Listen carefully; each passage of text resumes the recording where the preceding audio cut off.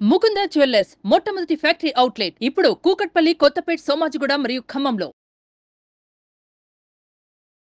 Welcome to Suman TV. నేను మీ Suman TV Nag. Hydraa ఇప్పుడు హైదరాబాద్లో, ముఖ్యంగా తెలంగాణ రాష్ట్రంలో ఇది పెద్ద సంచలనం. అయితే మీ ఇల్లు కానీ, ఫ్లాట్ కానీ, ఆఫీస్ కానీ ఏదేమైనా సరే చెరువులో ఉన్నటువంటి బఫర్ జోన్లో ఉందా లేదా ఎఫ్టీఎల్ పరిధిలో ఉందా ఎలా తెలుసుకోవాలి అనేటువంటిది ఈరోజు మనతో పాటు హైకోర్టు అడ్వకేట్ రవీంద్రనాథ్ గారు ఉన్నారు. సో ఈ వీడియోని పూర్తిగా చూడండి. ఆయన డీటెయిల్స్ చాలా క్లియర్గా చెప్తారు. అంటే అది ఏ విధంగా ఉంది, ఇల్లు అయినా సరే, ఫ్లాట్ అయినా సరే, కమర్షియల్ కాంప్లెక్స్ అయినా సరే, ఏదున్నా సరే చెరువులో ఉన్నటువంటి బఫర్ జోన్లో ఉందా లేదా అనేటువంటి విషయం ఎలా తెలుస్తుంది. అండ్ సెకండ్ థింగ్, ఎఫ్టీఎల్ పరిధిలో ఉందా లేదా అనేది కూడా తెలుసుకోవడానికి అవకాశం ఉంటుంది. సో ఈ వీడియోని పూర్తిగా చూడండి. Hello sir.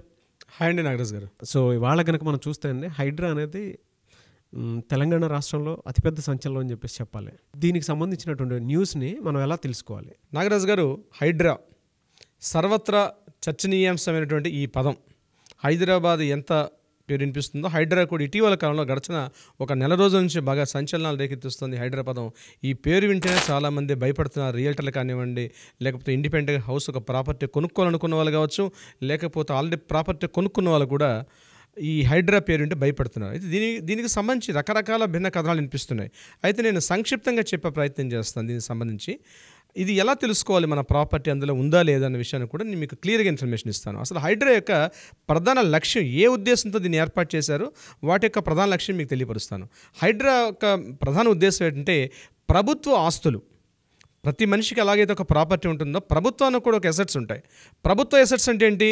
చెరువులు, పార్కులు, నాలాలు, నదులు, ఇట్లాంటివన్నీ కూడా ప్రభుత్వం యొక్క ప్రాపర్టీ. ఇది కామన్ ప్రాపర్టీ, ఇది పబ్లిక్ ప్రాపర్టీ.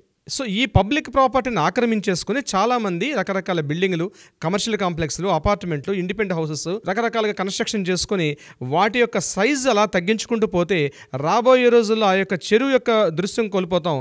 రాబోయే రోజుల్లో భవిష్యత్ తరాలకి ఒక భౌగోళిక స్వరూపం, ఒక డైవర్సిటీ అనేది మనం ఇచ్చే అవకాశం ఉండదు. దాన్ని ఉద్దేశించి ప్రభుత్వం తీసుకున్న చర్యల్లో భాగంగా ప్రధాన లక్ష్యం అంటే ప్రభుత్వ ఆస్తుల్ని కాపాడుకోవడం అనే ఒక లక్ష్యంతో ఏర్పాటైంది హైడ్రా. ప్రభుత్వ ఆస్తుల కింద ఇప్పుడు నేను చెప్పినట్టు ఈ లిస్ట్ మొత్తం కూడా వస్తుంది. ఉదాహరణకి మీకు నేను చెప్తాను. మనకి సిటీలో లకడికా పూల్, ఇది ఒకప్పుడు ఒక 200 సంవత్సరాల క్రితం అది ఒక చెరువు. మాసాబ్ ట్యాంక్, ఇది ఒక చెరువు, మీకు ఆ పేర్లో ఉంది ట్యాంక్. విజయనగర కాలనీ, ఇది ఒక చెరువు. నిజాం హయాంలో ఇవన్నీ కూడా చెరువులు. మాసాబ్ ట్యాంకు, లెక్కడికా పూలు, అదేవిధంగా ఇప్పుడుంటే గాంధీనగరు, అదేవిధంగా మనకి ట్యాంక్ బండి కింద కనిపిస్తున్నటువంటి ఉప్పల వరకు, అప్ టు ఉప్పల వరకు చాలా ప్రాంతం, ఇప్పుడు మనం నల్లకుంట అంటాం, తర్వాత గాంధీనగర్, ఈ ప్రాంతాలు నిజాం టైంలో ఒకప్పుడు ఇవన్నీ కూడా చెరువులుగా ఉండేవి. కాలగమనంలో ఏం జరిగింది, మెల్లమెల్లగా ఎప్పుడైతే అందరూ కూడా మైగ్రేటెడ్ పీపుల్ రావడం వల్ల చాలామంది జనావాసాలు పెరిగి కొన్ని రోజులకి చెరువు అనే యొక్క ఆనవాళ్ళు కోల్పోయి పూర్తిగా జనావాసాలకు వచ్చేసాం పూర్తిగా. అయితే భవిష్యత్తు తరాలకి ఈ చెరువులు కోల్పోవడం వల్ల, ముఖ్యంగా ఇక్కడ ఈ యొక్క దక్కన్ పీఠభూమి, హైదరాబాద్ ఎందుకు దక్కన్ పీఠభూమిలో ఉంటుంది. ఇక్కడ నదులు పారవు, కేవలం చెరువుల మీద మాత్రమే, అది కూడా గొలుసు కట్టు చెరువులు అంటారు. వీటి ద్వారా మాత్రమే వ్యవసాయం జరిగేది. వీటిని ప్రొటెక్ట్ చేసుకోవాల్సిన ఆవశ్యకత ఉంది. అనేక రకాల జీవజాతులు మొదలుకొని ఎన్నో రకాల సంక్లిష్టమైన బయోడైవర్సిటీ కనిపిస్తుంది ఈ యొక్క చెరువుల ప్రాంతాల్లో. చాలా రోజులకి అవన్నీ మృగమైపోయాయి. సో దీన్ని కాపాడుకోవాలి. ఇటీవల కాలంలో 90 తర్వాత వచ్చినటువంటి ఈ రియల్ ఎస్టేట్ యొక్క భూమి వల్ల చాలా చెరువులు అన్యాక్రాంతం అయిపోయి పూర్తిగా దాని చుట్టూ అనేక రకాల కన్స్ట్రక్షన్స్ లేచిపోవడం వల్ల ఈ యొక్క చెరువులు కనుమరుగైపోతున్న ఉద్దేశంతో దీన్ని ఏర్పాటు చేయడం అని చెప్పారు ప్రభుత్వం వాళ్ళు. దీని ఉద్దేశం అదని ప్రభుత్వం తెలియపరిచిన విధానం. సో దాని యొక్క నేను డెప్త్లోకి వెళ్ళదలుచుకోలేదు. అయితే ఎప్పుడైతే హైడ్రా ఫామ్ అయిందో, మనం కొనుక్కున్న ఏమైంది, గడిచిన 20 సంవత్సరాలుగా మన ఈస్ట్, వెస్ట్, నార్త్, సౌత్లో అనేక ప్లాట్లు, రియల్ ఎస్టేట్ వాళ్ళు వేసిన అనేక వెంచర్లో ప్లాట్లు కొనేసుకున్నారు, ఇల్లు కట్టేసుకున్నారు, వాణిజ్య సముదాయాలు కట్టేసుకున్నారు, రకరకాల కమర్షియల్ యాక్సెప్ట్స్ అన్ని కూడా స్టార్ట్ చేసేసుకున్నాం. అయితే ఇప్పుడు ప్రతి ఒక్కరు దడ స్టార్ట్ అయింది, భయం పట్టుకుంది. ఇప్పుడు నేను కొనుక్కున్న ప్రాపర్టీ ఇప్పుడు చెరువు ఆక్రమణలో ఉందా లేదా, నాలా ఒక ఆక్రమణలో ఉందా లేదా, నది యొక్క ఆక్రమణలో ఉందా లేదా తెలుసుకోవడం ఇంపార్టెంట్. ఇది కాకుండా కొత్తగా కొనుక్కోపోయేవాళ్ళు, ప్రాపర్టీ కొనుక్కునే వాళ్ళు కూడా ఇంతకుముందు ఆలోచించేవారు కాదు. వెళ్ళేవారు, సైట్ చూసేవారు, డాక్యుమెంట్ చెక్ చేసుకునేవారు, ఇమ్మీడియట్గా ప్రాపర్టీ రిజిస్టర్ చేసేసుకునేవారు. కానీ రెరా వచ్చిన తర్వాత మరికొన్ని కాంప్లికేషన్స్ వచ్చాయి. ఇప్పుడు ఎప్పుడైతే హైడ్రా వచ్చిందో మరికొన్ని విషయాలు తెలుసుకోవాల్సిన ఆవశ్యకత ప్రతి ఒక్క కొనుగోలుదారుడి మీద కనిపిస్తుంది. అదేవిధంగా ఆల్రెడీ కొనుక్కున్న వాళ్ళకి, ప్రాపర్టీ కొనుక్కున్న వాళ్ళు కూడా ఒకసారి రీచెక్ చేసుకోవాల్సిన ఆవశ్యకత ఏర్పాటైంది ఈ హైడ్రా అనేటువంటి ఒక విధానం రావడం వల్ల. సో దీనికి సంబంధించి చెరువులు, అసలు హైదరాబాద్లో చెరువు అంటే ఏంటి, నాలా అంటే ఏంటి, నది అంటే ఏంటి, ఫస్ట్ మీకు ఒక బ్రీఫ్గా చెప్పే ప్రయత్నం చేస్తాను. చెరువు అంటే ఒక కొంత విస్తీర్ణంతో ఉన్నటువంటి చెరువుని చెరువు అంటారు. క్యాచ్మెంట్ ఏరియా అంటారు. నాలా అంటారు. ఈ టెక్నికల్ వర్డ్స్ నేను చెప్తాను. అంటే ఈ చెరువు నిండడం కోసం ఎన్ని చోట్ల నుంచి రకరకాల వాగులు వచ్చి ప్రవహిస్తుంటాయి, దానిని నాలాలు అంటారు. అంటే ఈ చెరువు నిండాలంటే అది హైట్ నుంచి ఒక కాలువల ద్వారా వాటర్ ప్రవహిస్తూ ఈ చెరువు నిండాలి. దాన్ని క్యాచ్మెంట్ ఏరియా అంటారు, నాలాలు అంటారు. ఇది కాకుండా హైదరాబాద్ ఈసీ నది కావచ్చు, మూసీ నది కావచ్చు, ఈ పరివాహక ప్రాంతంలో ఆ నదులు నిండడానికి కావాల్సినటువంటి నాలాలు కూడా అనేక రకాల నాలాలు ఉంటాయి. అంటే చెరువు నది వెళ్తుంది, ఆ నది వెళ్ళాలంటే నదికి పారుకుంటే అనేక వైపుల నుంచి కూడా నాలాలు కలిసి ఉంటాయి. ఈ నాలాలు ఉన్నటువంటి ప్రాంతాన్ని కూడా క్యాచ్మెంట్ ఏరియా అంటారు. ఈ హైదరాబాద్ యొక్క ఇప్పుడు స్వరూపం మారిపోయింది, బట్ ఈ యొక్క ఏదైతే జియోలాజికల్ మ్యాప్స్ ఉన్నాయో అవి మాత్రం వాటిని అట్లా ఉన్నాయి. అయితే గవర్నమెంట్ ఇప్పుడు రీసెంట్గా హైడ్రా ఫామ్ అయిన తర్వాత ప్రతి ఒక్కరు తెలుసుకుంటున్నారు. హైదరాబాద్ మెట్రోపాలిటన్ డెవలప్మెంట్ అథారిటీలో ఇప్పటి వరకు వాళ్ళు చెప్పిన నదులు ఏంటంటే టోటల్గా 3,532 చెరువులు ఉన్నాయి. అందులో 3,114 వరకు ఇప్పటివరకు నోటిఫై చేశారు, అంటే సర్వే చేశారు వాటికి. ఇందులో జీహెచ్ఎంసీ పరిధిలో ఇప్పటివరకు 168 చెరువులు ఉన్నాయని, హెచ్ఎండిఏ టోటల్గా ఇప్పటివరకు 2,857 చెరువులకు నోటిఫై చేశారు. అందులో 2,569కి నోటిఫై కంప్లీట్ అయింది. ఇది మనకి హెచ్ఎండి వెబ్సైట్లో ఆల్రెడీ లిస్ట్ అవుట్ చేశారు. ఓకే. సో దీనికి సంబంధించిన ఇన్ఫర్మేషన్ అదనమాట. సో ఎలా తెలుసుకోవాలి హెచ్ఎండిఏ పరిధిలో ఈ యొక్క చెరువు ప్రాంతంలో ఉందా లేదని? అయితే రీసెంట్గా మనం ఈ హెచ్ఎండిఏ అఫీషియల్ వెబ్సైట్ వీలైతే లింక్ కూడా మనం కింద మనం ఇచ్చే ప్రయత్నం చేద్దాం నాగరాజు గారు. డెఫినెట్గా అండి. సో దీనికి చెప్పే ముందు రెండు విషయాలు మీకు చెప్తాను. ఎఫ్టీఎల్ అంటే ఏంటి, బఫర్ జోన్ అంటే ఏంటి, ఈ యొక్క వర్డ్స్ మీకు తెలియాలి. ఎఫ్టీఎల్ అంటే full tank level. Full tank level అంటే ఏదైతే చెరువు ఉంటుందో ఆ చెరువు 2 దశాబ్దాలుగా ఆ చెరువు ఎంత మేరకు వర్షాకాలంలో డీప్ వర్షాలు, అత్యధిక వర్షపాతం అంటే 20 సెంటీమీటర్ల పైబడిన వర్షపాతం పూర్తిగా నమోదైనప్పుడు ఆ చెరువు ఎంతవరకు నిండుతుంది, దాన్ని ఫుల్ ట్యాంక్ లెవెల్ అంటారు. ఆ ఎంత విస్తీర్ణం వరకు ఉంటుందో దాన్ని ఎఫ్టీఎల్ అంటారు, దాన్ని ఫుల్ ట్యాంక్ లెవెల్ అంటారు. ఆ ఫుల్ ట్యాంక్ లెవెల్ పాయింట్ నుంచి ఒక డిస్టెన్స్ పెట్టడం జరిగింది. ఆ డిస్టెన్స్ని బఫర్ జోన్ అంటారు. ఆ బఫర్ జోన్లో కూడా ఎక్కడ కన్స్ట్రక్షన్స్ చేయకూడదు. ఇప్పుడు ఒక్కోసారి మన చెరువులో వాటర్ లేకపోవచ్చు, రియల్ ఎస్టేట్ వాడు వెంచర్ వేస్తాడు, ప్లాట్లు వేస్తాడు, అమ్మేస్తాడు. కానీ ఎఫ్టీఎల్ లెవెల్ పరిధిలో ఉండొచ్చు అది బహుశా. అదేవిధంగా ఆ ఫుల్ ట్యాంక్ లెవెల్ నుంచి బఫర్ జోన్ అని చెప్తాం, ఆ ప్రాంతం వరకు కూడా ఉండొచ్చు, దాన్ని బఫర్ జోన్ అంటారు. So these are the terminologies for the FTL and buffer zones. ఇవి తెలుసుకోవాలి ఫస్ట్ నేను చెప్పే ఈ కంటెంట్లోకి వెళ్ళే ముందు. సో ఇప్పుడు నేను చెప్పేది ఏంటంటే అఫీషియల్ వెబ్సైట్ ఓపెన్ చేస్తే అందులో hmda.gov.in అని ఒక అఫీషియల్ వెబ్సైట్ ఉంటుంది. ఆ లింక్ను కూడా కింద మనం ఏర్పాటు చేద్దాం, దాంట్లో కూడా లింక్ క్లిక్ చేస్తే మీకు కనిపిస్తాయి. సో ఆ లింక్ క్లిక్ చేయగానే మీకు కంప్లీట్గా అన్ని రకాల కాలమ్స్ అన్ని వస్తాయి. అందులో మీరు ఎఫ్టీఎల్ అనేది అయితే క్లిక్ చేయాలి ఒక ఆప్షన్. అందులో ఏం కనిపిస్తుందంటే డిస్ట్రిక్ట్, మండల్, విలేజ్, దీంతో పాటు కంటిన్యూషన్గా ఆ ప్రతి చెరువుకి ఒక సర్వే నెంబర్ ఇవ్వడం జరిగింది. ఆ సర్వే నెంబర్, చెరువుకున్న survey number, at the same time దానికి ఒక ప్రిలిమినరీ నోటిఫికేషన్ ఇచ్చారు. ప్రిలిమినరీ నోటిఫికేషను, దాని ఎండింగ్ నోటిఫికేషను. ప్రిలిమినరీ నోటిఫికేషన్ ఎప్పుడైతే ఎండింగ్ నోటిఫికేషను, ఆ పరిధిలో ఉన్నటువంటి ఎఫ్టీఎల్ యొక్క డిస్టెన్స్ ఎంత ఉంది, బఫర్ జోన్ ఎంత ఉంది, ఆ మొత్తం కూడా వస్తుంది.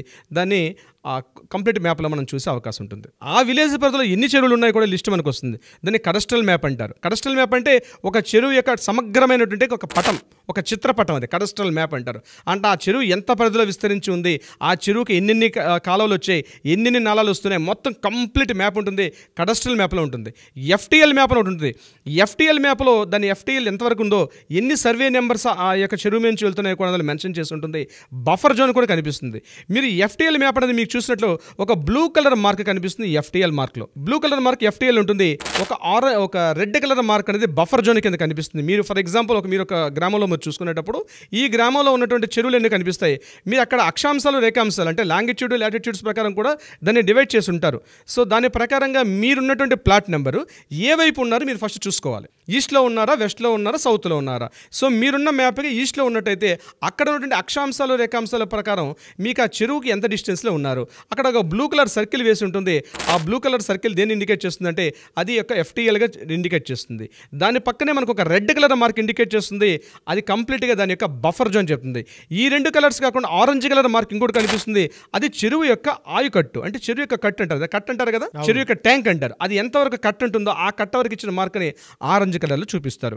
అయితే ఇక్కడ మీకు కంప్లీట్గా మీరు ఉన్నటువంటి ప్లాట్ నెంబర్ కానీ, మీరున్నటువంటి బిల్డింగ్ కానీ, మీరున్న ఈ హౌస్ అనేది ఇక్కడ ఇందులో కనిపించే అవకాశం కొద్దిగా కాంప్లికేటెడ్గా ఉంటుంది ఇందులో ఈ హెచ్ఎండి వెబ్సైట్లో. అయితే మీరేం చేయాలి, ఇక్కడ ఆ చెరువుకు ఉన్నటువంటి సర్వే నెంబర్స్ మీరు నోట్ చేసి పక్కన పెట్టుకోండి.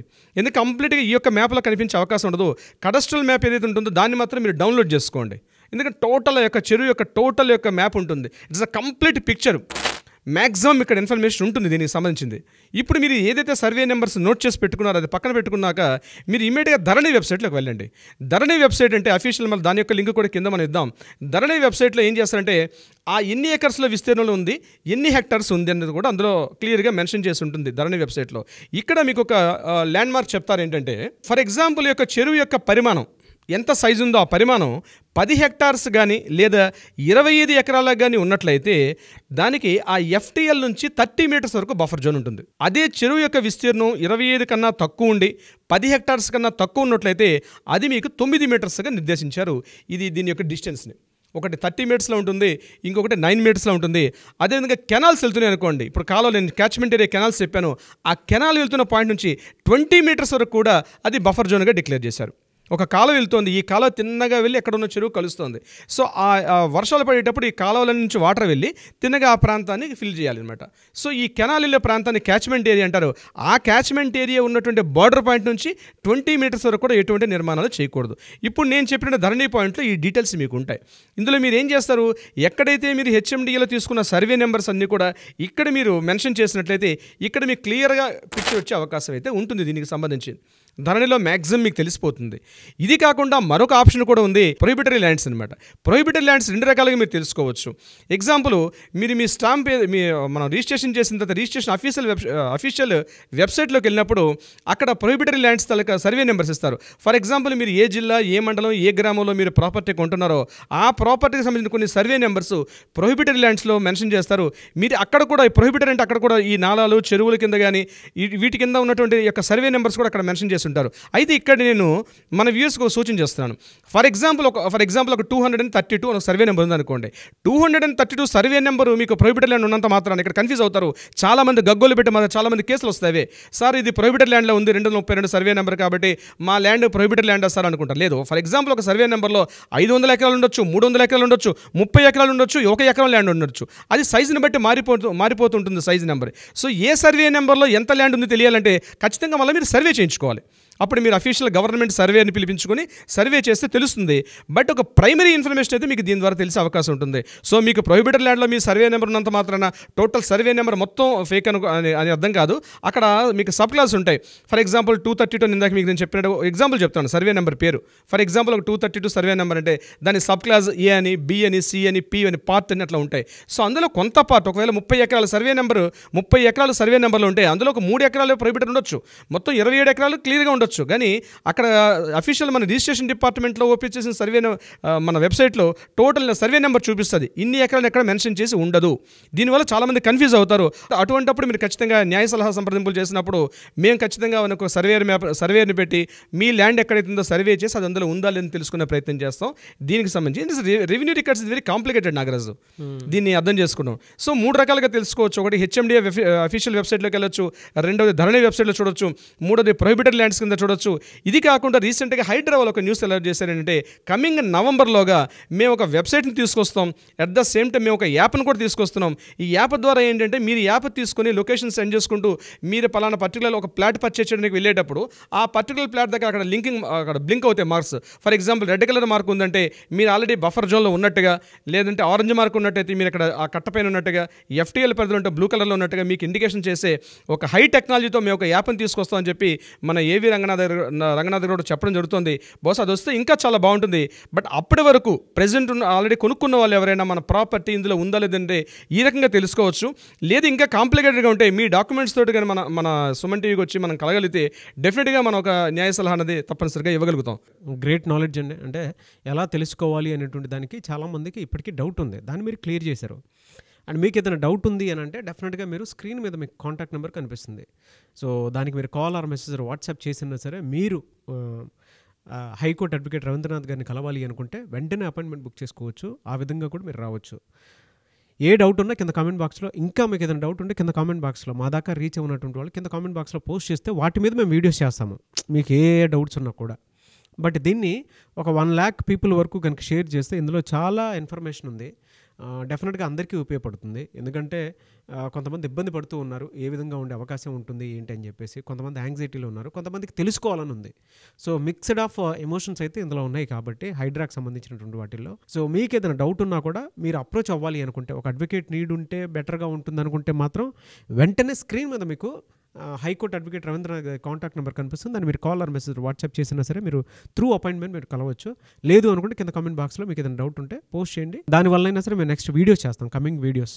అంటే దీనికి సంబంధించినటువంటి ఎలాంటి జాగ్రత్తలు తీసుకుంటే బాగుంటుంది అనేది కూడా కమింగ్ వీడియోస్ ఒకటి చేస్తాము. ఎనీవేస్ థ్యాంక్ యూ అండి. Thank you so much Ravindranath garu. Thank you so much Nagaraj గారు.